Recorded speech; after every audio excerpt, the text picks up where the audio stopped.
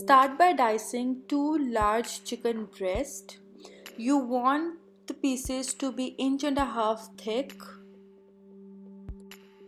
Transfer them in a large mixing bowl and then add handful of coriander and mint, 2 small finely chopped chilies, 1 egg, 2 tablespoons of oats flour, 1.5 tablespoon of homemade mayonnaise, a handful of mozzarella cheese, some salt and pepper according to your taste. Mix it well.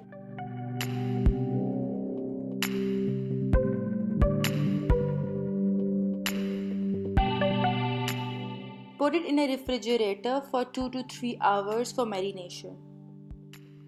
I'm so sorry guys, due to I don't know what reason my footage got deleted, so I am making the final process with my mobile. So all you need to do is just marinate and put it in your refrigerator for 2 to 3 hours, or you can also do it overnight. Once your marination is ready to cook, add a big scoop of chicken fritter into your fry pan with 1 tablespoon of olive oil and fry until cooked through. And enjoy. I hope you like this video.